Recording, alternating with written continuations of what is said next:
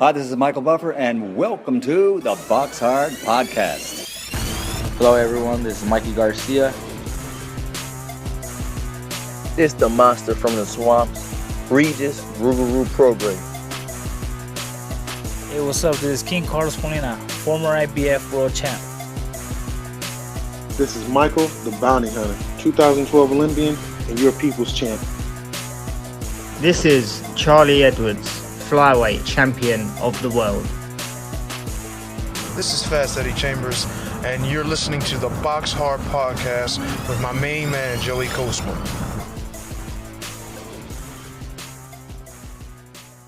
Hello everybody and welcome to episode 374 of the BoxHard Podcast. I'm your host Joey Coastman. I'm joined as ever by former heavyweight world title challenger Mr. Fast Eddie Chambers. Eddie, how you doing this week, my man? I'm doing good, my man. How about you? Always good when speaking with you, Eddie. Let's dive straight into the review part of the show. We're going to start here. Last Friday, December 9th at the Payne Arena in Hidalgo, Texas, USA. Over here, friend of the show, former world champion Austin Trout. Now 36-5 with a draw. A unanimous decision for him over 8 rounds against Jose Charles, who's now 20-3 with a draw. That one was for the Texas Combative Sports Program USA Texas State Super Welterweight title. So all the best there to Austin Trout. Moving out now to the SSE Arena, the Odyssey Arena in Belfast, Northern Ireland, United Kingdom. This one over here, I think it was on Fight TV. I didn't watch it, but I did see the main event. I'm going to touch on the undercard just briefly. Padraig McCrory now 16-0, points win for him over 8 rounds against Dimitro Fadas, who's now 8-1 with a draw. 8-1 with 2 draws. He loses his O. Sean McComb with a win against the unknown quantity, really, Zolt Ozadan, who had a nice undefeated record, 23-0 with a draw. He lost absolutely every round to Sean McComb, who's now 15-1. That one was for the vacant WBO European Super Lightweight title. And the main event, Michael Conlan, now 18-1, a TKO in the very first round against Karim Guerfi, who's now 31-7. Guerfi down, down prior to the stoppage. Body shots are what got to him again. We saw it happen against Lee McGregor, and to be honest, I think Michael Conlan probably saw that fight and said, I'm going to do the same. I was very shocked because Conlan, I don't think, is a big puncher, really, and I expected the fight to go into the second half, and I even thought that there's a chance Michael Conlan wouldn't get him out of there and would win on points, but to get him out in just one round was quite impressive. He hurt him to the body. And then while he was on the ropes kind of tucking up, Conlan just unleashed a barrage of about 50 punches, and it was like just boom, boom, boom, boom, boom, boom, boom. I don't think any of the punches were particularly heavy, but the referee stopped it because nothing was coming back from Guerfi, who actually did go down. I'm kind of forgetting. I think he went down, got back up, and was a bit wobbly or whatever. And then I think it was Steve Gray, the referee, waved it off. Anyway, that was it for that one. Quite impressive, I guess, from Conlan there, really. I want to see him stepped up again, but yeah, that was a good win. Moving out now to the First Direct Arena in Leeds, Yorkshire, United Kingdom. This one, of course, was live on DAZN and Eddie Hearn's show. Let's start with the undercard over here. A win for Hopi Price, now 9-0. A lot of people felt he would get the stoppage, but it wasn't to be. He did have Jonathan Santana down in round 3, but Santana, I think from Spain, got up and lasted the distance. Now 9-4 with a draw. Hopi Price, like I say, 9-0. Shannon Courtney returned with a win. It was always, what I expected. A points win against the very tough Gemma Rueg, who I've been calling Gemma Rug for ages, but it's actually Gemma Rueg. Never been stopped now, 5-6, so a very predictable points win there for Shannon Courtney, now 8-2, former world champion. Over 8 rounds, like I say. We had Felix Cash pick up a win. Quite a lackluster performance, really, from him. He was cut quite bad as well above his eye. He's now 16-0. a points win over 8 rounds against Celso Neves, who's now 9-2 with 2 draws. I bet on Felix Cash to win on points. I think it's about 5-1 or something like that, because, you know, Felix Cash, sometimes if he's bang up for a fight, he looks unbelievable, but if he's not bang up for it, he can look quite awful. And that's no disrespect to him. Obviously, I want to see him do well. He's a British fighter and the rest of it, and he's got that great win over Denzel Bentley, which kind of tells you, like, he is something special. But very lackluster against Celso Neves, and you know, he had Austin Ammo Williams sat ringside doing commentary for the fight. I actually felt that his commentary was really quite fair and very respectful as well, Ammo Williams. And obviously they had a little situation after the fight. They did a joint interview. It ended up with Felix Cash getting in his face and shoving him. I felt it was a bit sad, really, because you know, I don't mind a bit of beef and the rest of it, but he'd been quite complimentary to Felix Cash despite having an opportunity really to really go in on his bad performance, but he didn't. He was quite respectful, I felt, and yeah, for Felix Cash to get in his face and shove him was a little bit distasteful after the good performance he'd done on the comms and how respectful he was being, but I guess Cash didn't hear all of what he'd said. So yeah, it was a bit lackluster really from Felix Cash, and he needs to be better than that if he's going to fight Ammo Williams next, because yeah, if he performs like that, he'll lose. Elsewhere on the card, James Metcalf, now 24-2. It was for the WBA Continental Super Welterweight title. He was able to beat Courtney Pennington of the United States, now 16-6 with 3 draws. It was such a one-way traffic type of fight. Metcalf, who's not really a big puncher or anything, I don't think he's a big puncher, but yeah, he totally just beat Pennington up, and I'm not sure what was going on with Pennington. He seemed to not know what was going on. His corner didn't know what was going on. They were all confused. He just did not seem right. And I mean, like, it was as if they'd, I don't know, misjudged the altitude or something, which I don't think would have been a problem whatsoever, but he just didn't look right. He looked really, really flat, and James Metcalf ends up getting a stoppage. Pennington retired in the corner after round 6, didn't come out for round 7. I expected Metcalf to probably win on points, but yeah, completely too good for Pennington. Ebony Bridges with a win, now 9-1, a TKO for her in the 8th round of a 10 2-minute round contest. She defends successfully her IBF Bantamweight World title. O'Connell down twice in the 3rd round. It was a good fight, to be honest, while it lasted. When I say good fight, I don't mean high IQ, skill level, that type of stuff. I mean it was quite entertaining. It was handbags. Shannon O'Connell now 23-7 with a draw. Yeah, you know, I was looking at the ages of both ladies, and we think, like, you know, Shannon O'Connell is, you know, really old and coming to the end of her career, but it reminded me that Ebony Bridges is like mid-30s, man, and, you know, we don't remember that all the time, so she's quite old as well, to be honest, even though I don't think she's got the miles on the clock that obviously O'Connell had. But people felt it was going to be a really close fight. I felt Bridges would probably win on points, and she got the stoppage, so credit to her.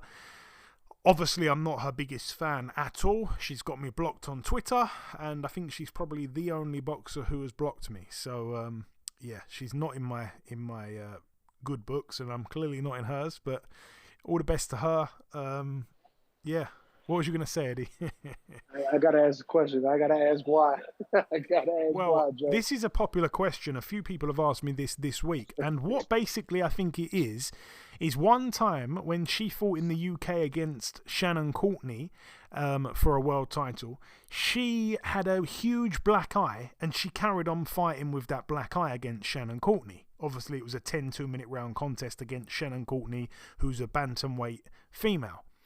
And she decided to compare that to Billy Joe Saunders not carrying on against Canelo Alvarez when he had fractured his eye socket. And she was comparing herself to Billy Joe as if to say kind of like, well, I've shown that I've got loads of heart, like as if I've got more heart than Billy Joe kind of thing. And I was just pointing out merely that you can't really compare Shannon Courtney, a bantamweight female fighter, you know, to Canelo Alvarez, pound for pound king, who's obviously a super middleweight. That was all. Yeah. I get you, Jeff. I get you now. I just wanted to know why. That's all. I think it was over that. But anyway, that is that. We're going to leave it in the past. And the main event, Josh Warrington now 31-2 with a draw. He loses for the second time. He loses his IBF World Featherweight title. Luis Alberto Lopez in the other corner, the Mexican, now 27-2. Lopez was cut as well from an accidental head clash in round 2. I'm going to run through what I saw.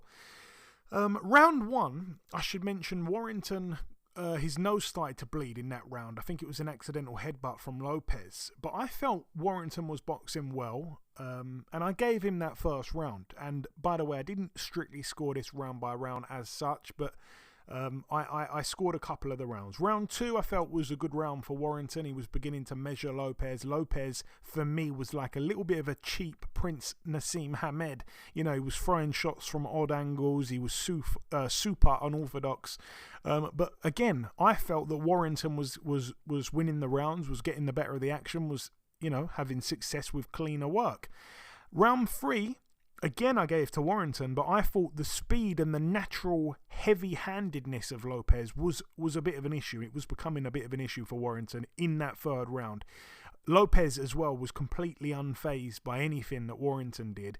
Round 4, again, I gave to Warrington, but it was a closer round. I just kind of gave Warrington the round because, again, I felt it was a little bit cleaner than Lopez, a little bit tidier from Warrington. But then I wasn't scoring it from the fourth round onwards, but I felt that Warrington had a really good start to the fight. So when I saw, I think it was Tony Bellew's scorecard, I was quite surprised that he'd seen it the complete other way. In the end, I thought if it's close, Warrington's probably going to get it. It's in Leeds. There's a massive crowd here to see him. You know, it didn't really make sense for the Mexican to win. But obviously the Mexican did win, and it was a majority decision. But I actually felt, you know, that Josh Warrington deserved to actually win the fight fair and square. And I thought, again, if it's going to be close, they're going to give it to him. But no, it was close, and they gave it to the Mexican. So I don't know really what to say. Like I say, I only scored a few of the rounds, but I felt, you know, Warrington started well and ended well as well. I think we all unanimously agreed that he really ended the fight very well. He won a bunch of the late rounds. Obviously, Lopez, I think, as well, got hurt a couple times, but Lopez did the majority of his good work in the mid rounds. So I was very surprised in the end to see them give it to Lopez, but they did, and he wins, and I wouldn't mind seeing a rematch. I don't think Warrington is completely done. I did have a sneaky suspicion that he might get stopped, and I had a little bet on him to get stopped, and I also had a little bet on Warrington to win on points, but of course neither happened, so it wasn't a great weekend for my betting on boxing. But yeah, I'd like to see a rematch maybe. I think he's already spoke about the Lee Wood fight. That'd be a good fight for Warrington, but all in all, I felt he won. But like I say, no problem with people that think he didn't win. Obviously the judges didn't agree with what I saw.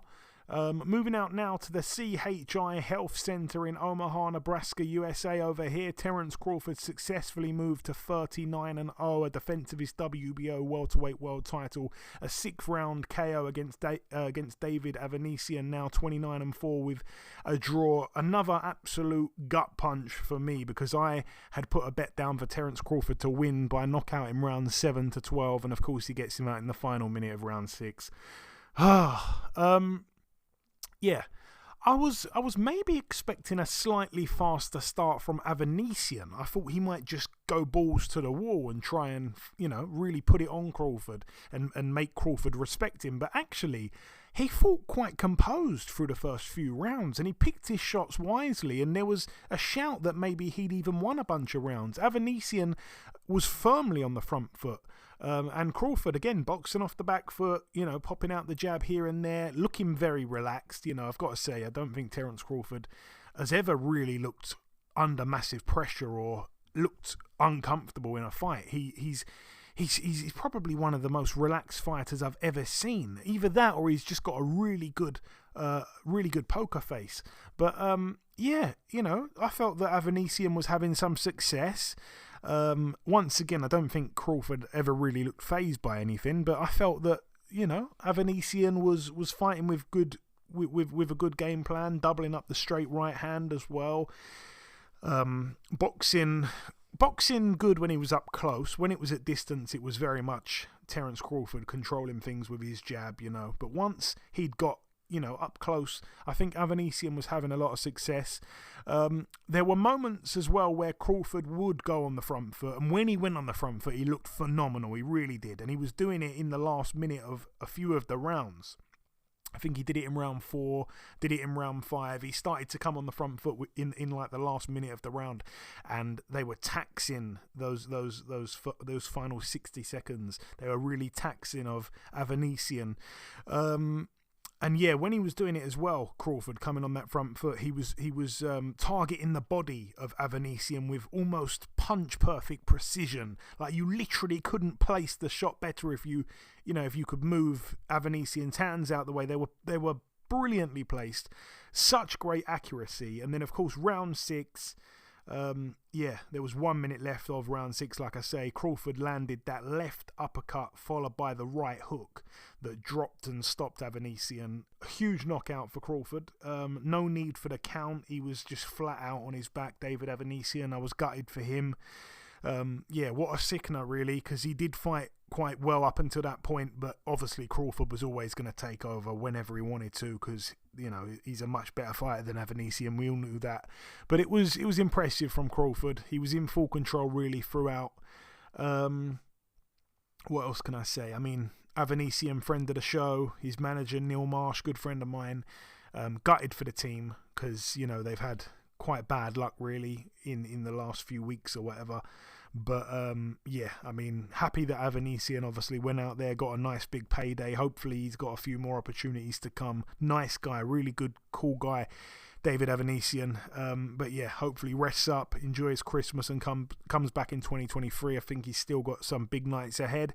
Moving out now to the Madison Square Garden in New York, USA. Over here it was live on ESPN. Let's talk about the undercard.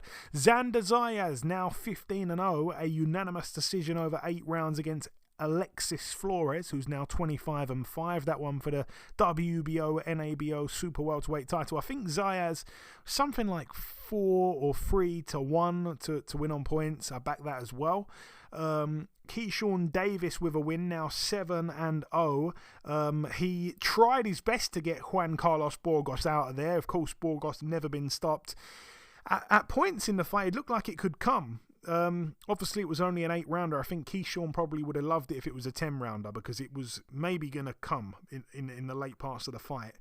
But all in all, a brilliant performance from Keyshawn Davis. Didn't lose a second of any of the rounds. It was for the vacant WBO Intercontinental Lightweight title, and I think that Keyshawn boxed to perfection. He really is a real talent, and there's something about him. He's got something about him. I think he's got that kind of X factor. You can just kind of see there's something special about this guy, and they've been ranting and raving, and I just really like his attitude as well. He's got this kind of no nonsense style. He's like, I want the big fights, and I'd love to see him pushed into those big fights if he really feels he's ready. He's only had the 7 fights, but so impressive. And I think there's only a handful of guys really at lightweight that I maybe wouldn't put him in his very next fight. I think he's that good. I rate him that highly. But there's a lot of big names at lightweight, and hopefully we see him in with one of those bigger names in 2023. Fantastic win for him. Always good to see him fight. Talking of guys, it's always good to see him fight. Jared Anderson, now 13-0. A TKO for him in just the second round against Jerry Forrest, now 26-6 with 2 draws.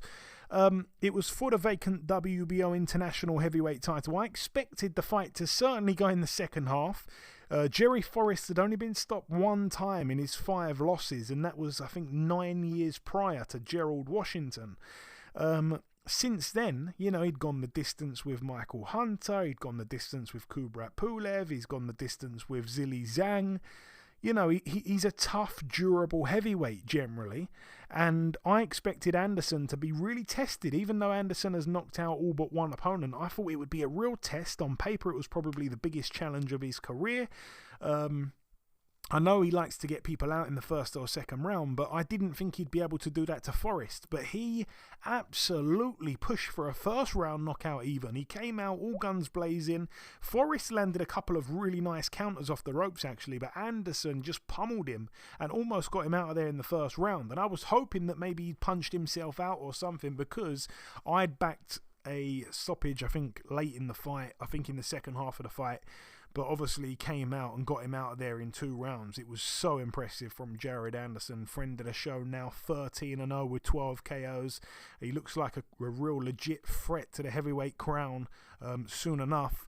And the main event, Teofimo Lopez, now 18-1. It was for the WBO International Super Lightweight title. Teofimo Lopez down in round 2. He beats by split decision over 10 rounds Spain's Sandor Martin, now 40-3. Okay, again, this one I kind of partially scored. First round, there was a head clash. It caused a cut on the bridge of Sandor Martin's nose, but I gave the round to Lopez. Round 2, there was a knockdown for Sandor Martin, who, by the way, I will say was about an 8-1 underdog if you backed him to win on points, which I did.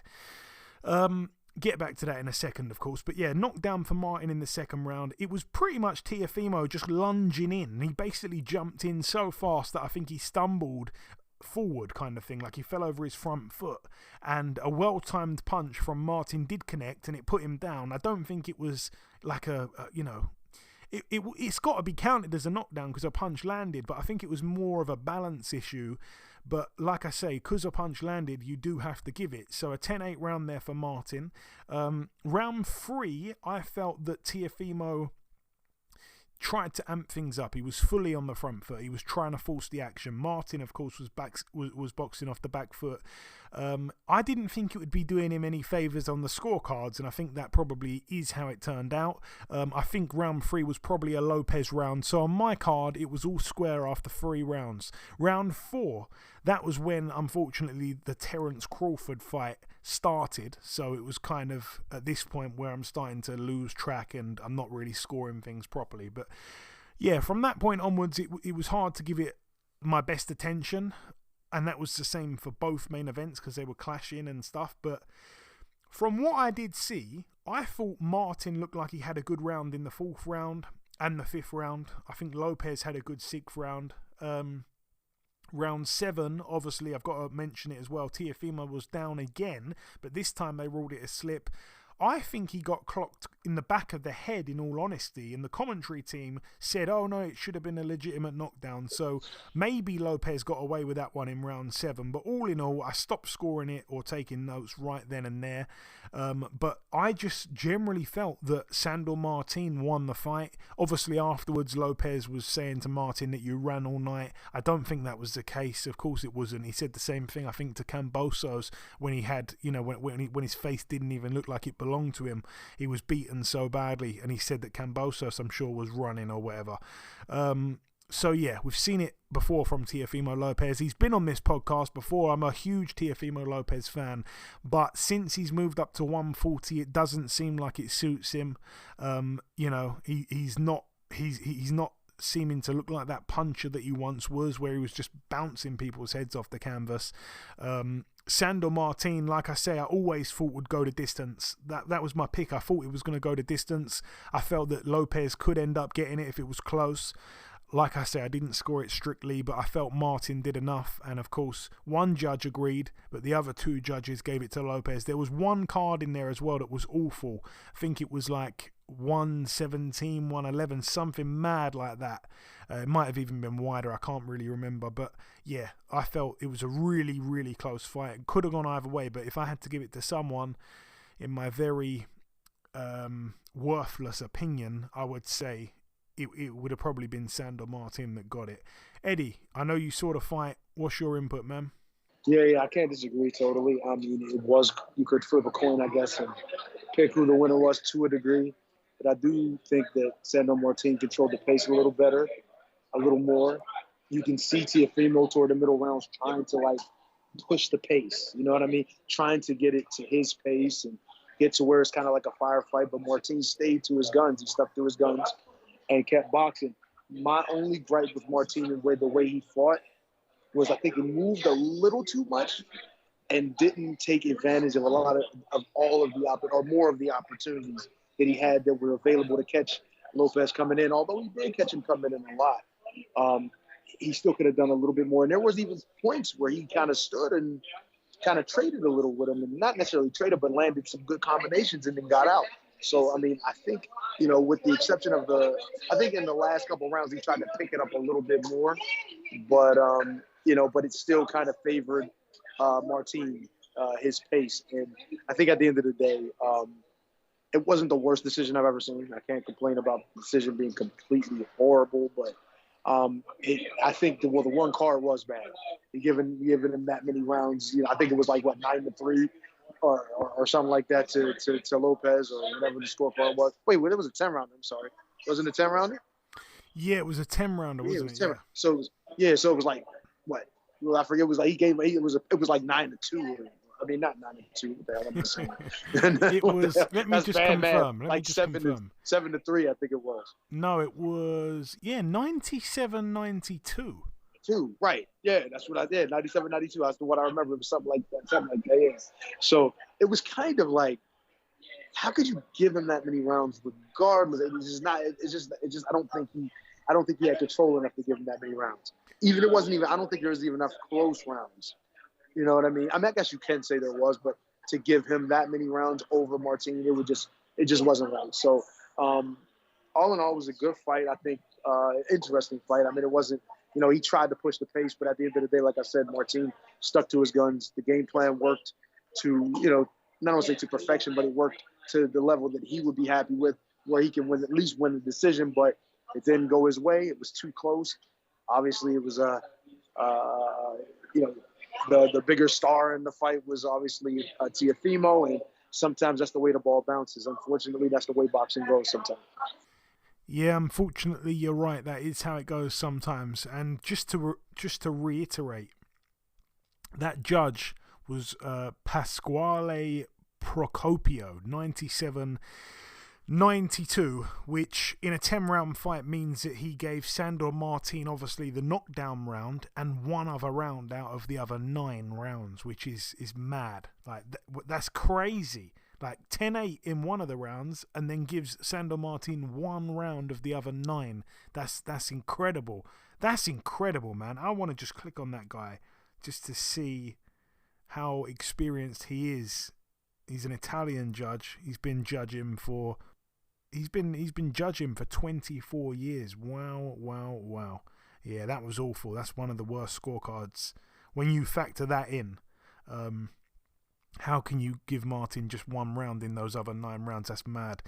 Anyway, yeah, like I say, big fan of Lopez. He was, I don't know if you saw this bit, Eddie, and we're not going to get into it, but he was. They had the camera on him for a long time afterwards as well when he was in the ring, a long time, to the point where they heard him actually ask his corner.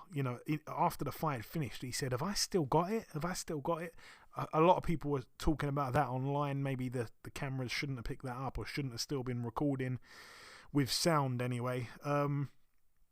He's come out and pretty much said that it was just, I don't know, it wasn't a serious question. He's come and deflected it.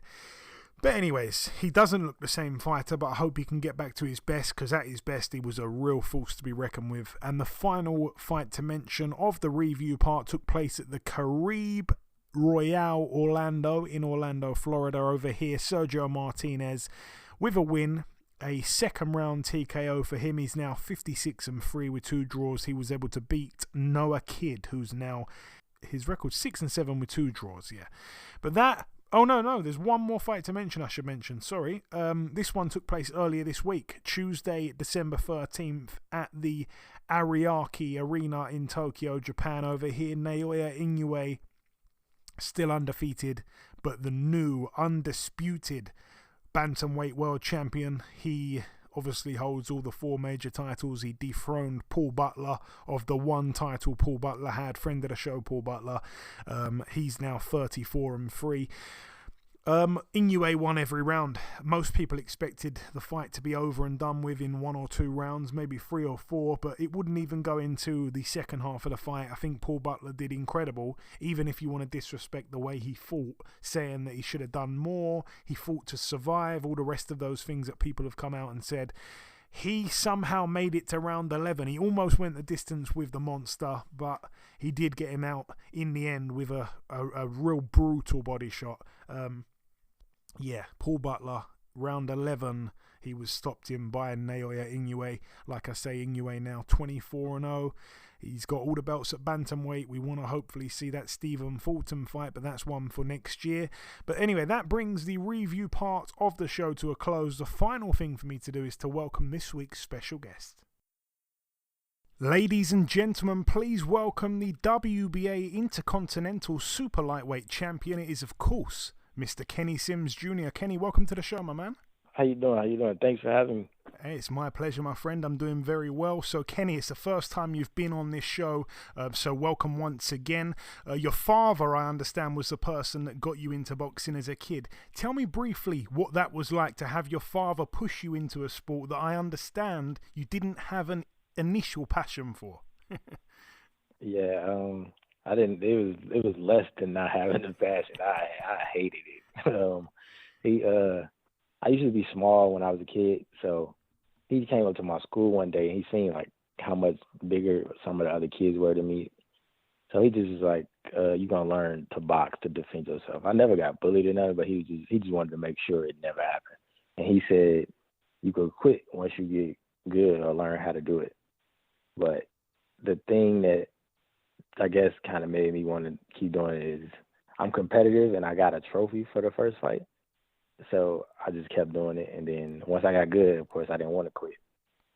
Do you know what? The co-host of this podcast is not with me at the moment, but I co-host this podcast with former heavyweight world title challenger Eddie Chambers, who of course fought Klitschko for the heavyweight world title, and he's got a very similar story. He was pushed into boxing by his father, and he actually wanted to get in there and lose when he got to the competing level, because he wanted to lose to not have to do it again, but he ended up, of course, being a very successful pro.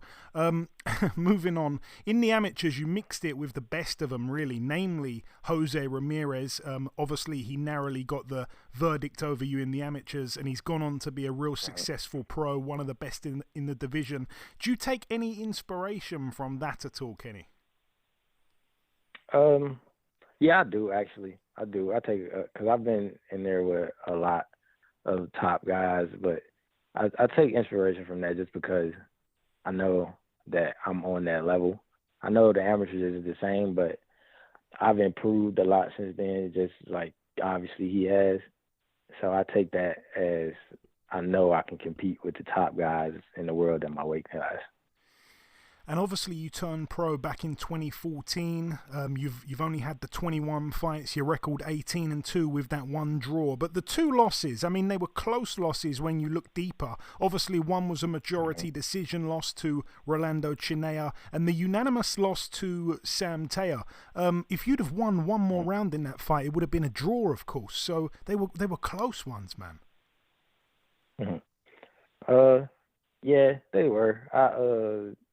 I appreciate those losses, but I don't even take it as a loss. I take it as me learning stuff about myself, because I think if I hadn't lost those fights, I wouldn't have made the changes necessary to get me to the point I'm at now. Yeah, and I want to get into those changes in just a second. I did just want to touch on, obviously you had that draw with Montana Love.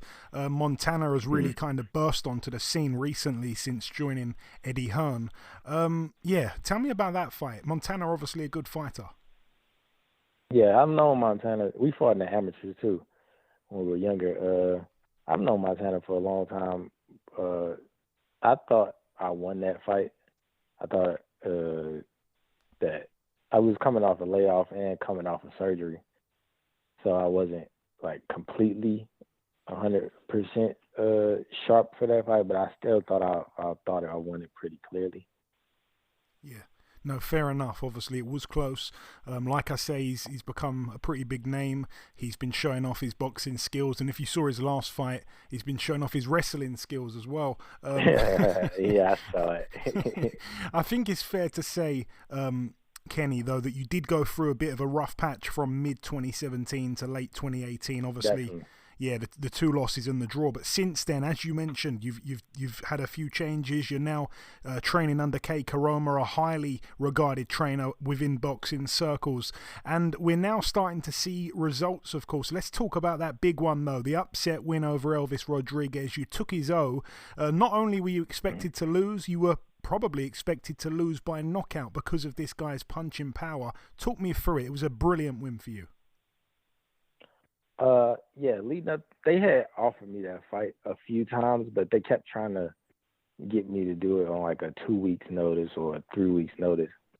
So I would turn it down. And then they called me with that time for a full camp, and I immediately said yeah, because I had been watching them. I had seen them, so I seen things that just like that we can exploit. Even me and Kay, we talked about it beforehand, and we watched it together, and we thought we both were seeing the same things at the same time. So preparing for that fight, I was 100% focused on that just because I had that rough spot, and I knew what that fight could do to me just because people were like so high on him, and I knew that I could, if I win that fight, I knew I can get people back being high on me. So I knew that fight was super important to me. Yeah, no, for sure. And obviously it was on, a big card, obviously the undercard of Taylor and Ramirez. And I just want to say as well, Kenny, I mean, I've had hundreds of fighters on this show in the past, and I kind of mention to a lot of them about their losses as well, and I feel like we all kind of agree that an early loss can make you or break you. Obviously you got the 2 losses, but because they were in quick succession, it does appear though that you have come out the other end a much improved fighter. Is that fair to say? Definitely. Yeah, for sure. I don't even think my style or anything is the same. I know my confidence is completely different since then. I think that's why I said that I'm not, like, I hate to lose, but I'm not mad about those because I think they help me. Exactly. It's a reminder how mental of a sport boxing is over physical. Since the win, obviously the upset win over Rodriguez, you've picked up a further 2 wins, and this weekend you go again back to work at the Cosmopolitan in Las Vegas on the Rivera Martin undercard. You'll be boxing Rock Myrthil. Tell me what you know about your opponent here, Kenny. I don't really know too much. This is like the 7th opponent I've had for this fight, honestly. I don't really know too much about him. I've seen some footage. He's okay. He's an okay fighter. He's pretty everything. It seems pretty basic to me. I just want to take advantage of that and just use what my skills are. Okay. But I don't really know too much because I haven't really had time to try to learn too much because I just got him. They just sent me him yesterday. Ah, okay, got it. I know he mixed it with some decent fighters in the amateurs. I think he got in there with the likes of Richardson, Hitchens, Rolando Romero, a few others. Yeah, I've seen that. Yeah. Okay. Okay, cool. All right, that's there's not too much I know about the guy as well. Obviously, I know he's coming off that layoff, and obviously his last fight was a loss. But yeah, other than that, to Kevin. My knowledge is a bit limited on him. Right, okay. I want to ask you this as well. Yeah, so you probably know about as much as me. There we go. Not too much. There's a thing I do on this show every year, Kenny, and it's that anybody I interview during the month of December, I have to ask them what's on their Christmas wish list in terms of their boxing career. So my question, Kenny, would be, what would be on your Christmas wish list in a realistic world? What do you want 2023 to bring your career? I want 2023 on my wish list is to win the WEA world title. So a fight with Alberto Puello. That's my Christmas wish list. I was going to say, obviously the new champion since Taylor vacated. Have you had a good look at him? Oh, yeah, I had a great look at him. I've sparred him a couple times. Oh, wow. Okay. And they offered me that fight already, and they fell through, so that's why that's on my list. It's number one on my list. Wow, okay. And bringing me on to sparring, it makes me want to ask now, who have you sparred over the years, Kenny? What big names have you mixed it with? Okay, I'll start. It's Pacquiao, Manny Pacquiao, Wow.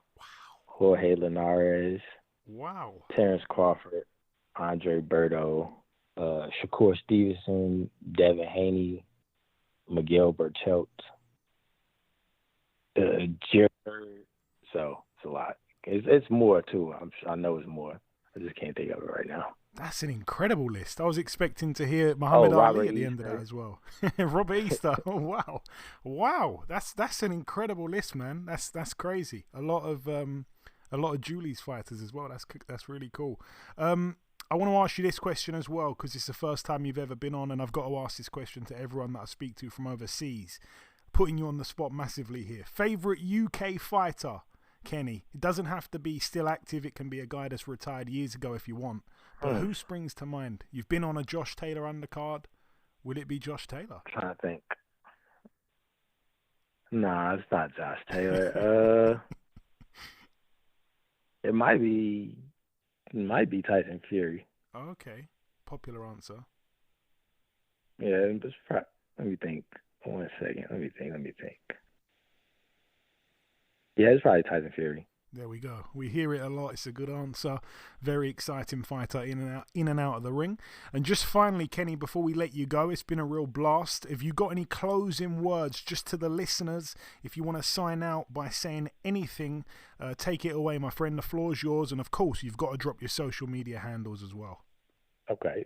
Yeah, thank you. I appreciate it. I just want everybody to support me, and I want them to know they're going to be seeing a lot of me because I think I'm the best in the 140-pound division, and I just need a chance to show it. And my fight should be streaming on the Showtime's YouTube channel, so everybody just tune in and be ready for a great show.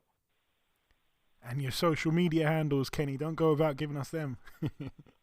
Instagram, Twitter, Facebook, and I have a website.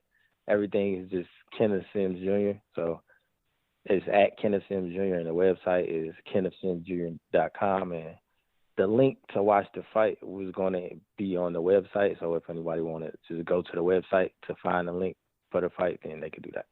Absolutely. Excellent, my friend. Well, listen, Kenny, it's been a real pleasure speaking with you. Good luck on Saturday, and thanks for your time, and we'll speak again, I'm sure, sometime in 2023.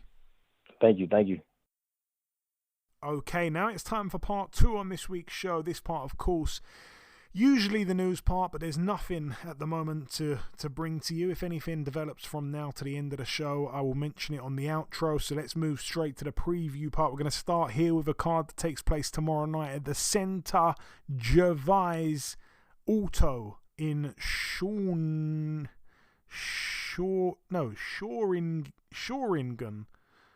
in Quebec, Canada. Over here, 3 fights to mention. We've got an IBO World Super Welterweight title fight between 2 ladies. We've got Mary Spencer 7-0 getting in with Femke Hermans 13-4.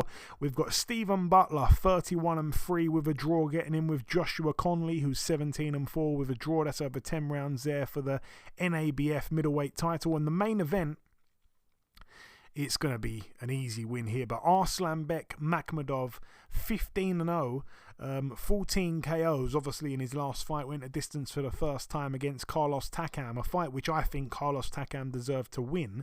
But anyway, he got the decision somehow. And he gets in here with Michael Wallish, who is 23-5. He's been knocked out in all 5 of those losses.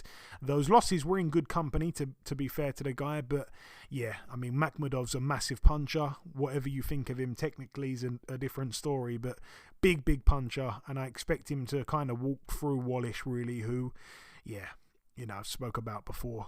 He's been knocked out in all of his losses within 5 rounds as well, so it's going to be early, I think. We've got losses to Efia Jagba round 2, Christian Hammer round 5, Tony Yoka round 3, Joe Joyce round 3, Murat Gassiev round 4. He will be going between rounds 1 and 5, you'd have thought. That's it for that one. Moving out to this one, it takes place in Kazakhstan.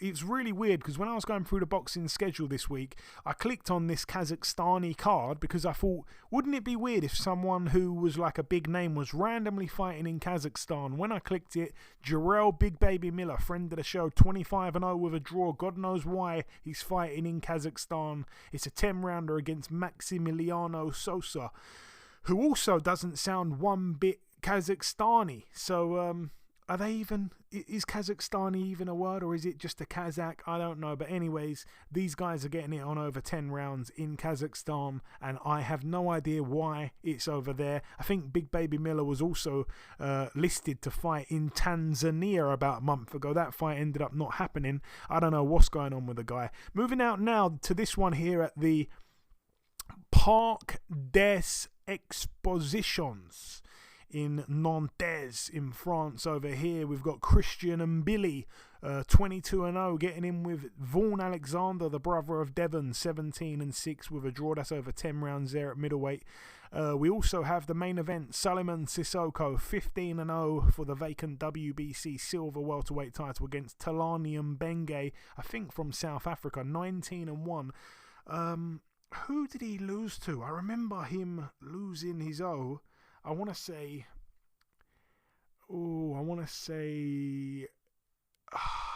God, I can't remember who he lost to, but he's got a couple decent wins. I remember him beating Miguel Vasquez. Actually got him out of there as well. So that always stood out to me, but I don't know what his recent form's been like, Talani Mbenge, but I'd have thought Sissoko probably can win that fight, even though he wasn't that impressive. I think last time out when he fought, I think it was Kieran Conway that he fought last time out, if I'm not mistaken. Maybe that was a couple years ago. My brain's just gone. Moving out now, though, to this one here. And we like to bring you all the best and biggest fights. That's the fights that we talk about, the best and biggest of the week. But I feel like it would be real disrespectful if we didn't make a stop-off at the Firat Arslan Sports Centre in Germany. Because over here, Eddie, who do you think's topping the bill in the Firat Arslan Sports Centre? He better be fighting in the damn main event. Of course he's fighting in the main event. It's the Firat Arslan show. He's the promoter of the show. He owns the Sports Centre and he's in the main event. We know. How nice is that to have your own center that you can be the main event and you can promote? That's a hell of a thing. He's a triple threat, isn't he?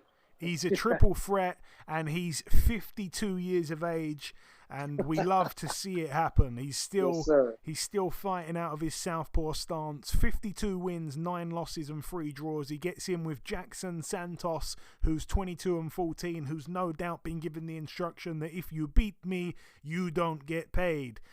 So yeah, all the best to Firat Arslan. Of course, I'm just messing with that. But what? Did he say? He didn't say that. I hope no, not. Of course he didn't say that. Of course, I'm just playing. But I'd love to see Firat Arslan pick up a win. And every time he fights, it just reminds me that Eddie has probably got a lot left in the tank. Because if Firat Arslan can do it at 52, you can do it, Eddie, at the ripe old age of 40. I want to say 41. No, 40. Okay. Almost, but not quite. I'm still the 40 club. That's it. Okay, there we go. Yeah, all the best to big Firat Arslan. Moving out now to the Bournemouth International Centre in Bournemouth, Dorset, United Kingdom. This one's going to be live on Sky. Yeah, I mean, I'm going to talk about this guy because I think if he's not the main event, then he certainly should, because it's his fault this fight's ended up in Bournemouth. It's for him, isn't it? Chris Billam-Smith from Bournemouth, headlining in front of his hometown. 16-1 in a 12-rounder here at cruiserweight against Armand Zokhaj, who's 14-2. Never heard of this guy, to be totally honest with you, but it's over 12 rounds, so I'm guessing it must be some kind of eliminator. It has to be, because why would they be fighting over 12 rounds for no belt? That doesn't make much sense. So I'm guessing it must be some kind of eliminator. But anyways, this guy, Armand Zorkaj, like I say, 14-2, both losses he was stopped. He was stopped by Matthias Masternek back in October of last year. That doesn't look too good. That's not great. This guy is not fantastic at all. Elsewhere on the card, we have I should go to this one here. Caroline Dubois, the sister of Daniel, now 4-0. 6-2 minutes against Sofia Rodriguez, who's 5-7. We also have Mikey McKinson, friend of the show, 22-1, coming off that loss to Virgil Ortiz Jr. He gets in with Roberto Ariaza, who's 19-4. That's over just 6 rounds there at welterweight. Roberto Ariaza, quite a good opponent from what I've been hearing. Been in there with Egis Kavalauskas, been in there with Sebastian Formella, been in there with a few different guys, Cameron Crowe, Juan Ruiz, couple different guys. I've heard it's supposed to be quite a tough fight really for McKinson to come back to, but all the best to him. Friend of the show, of course. What else do we have? I think Vidal Riley gets in with Amin Bouchetta. And I should mention this one as well, over 8 rounds at lightweight. Corey Gibbs, I think he's from Wales, 17-0. He gets in with Jimmy First, who's 13-0. Somebody's must go. And then I'm not sure if it's the main event, but it should be the main event, even though it's in Bournemouth and it's the Chris Billum-Smith show. It's a great fight, I think, here for the British and Commonwealth light heavyweight titles. We've got Dan Aziz from Lewisham, 17-0 in a 12-rounder against Rocky Fielding, former world champion, 30-2. Still only got those 2 losses to Callum Smith and Canelo Alvarez, like 2 of the best fighters in the world.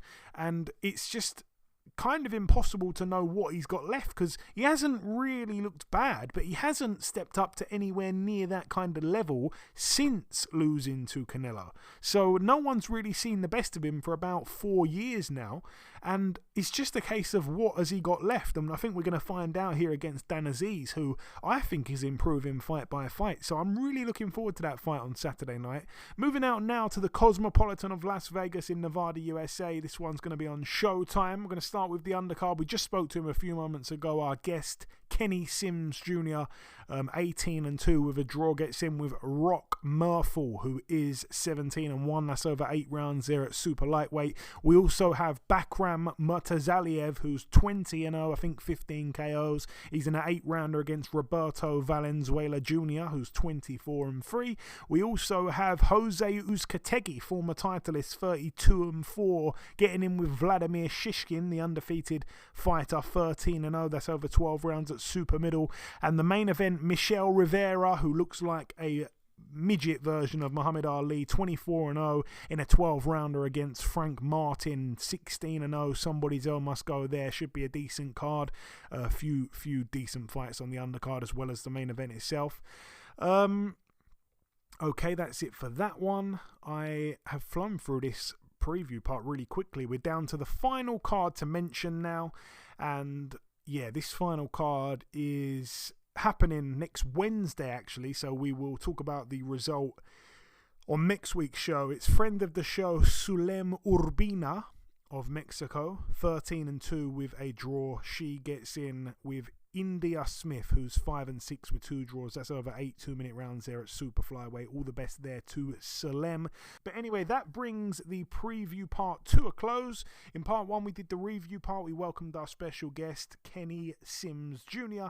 In part 2, there was no news, but we ran through the preview part. The final thing for me to do is to come in with the outro, which I'll do in just a few seconds.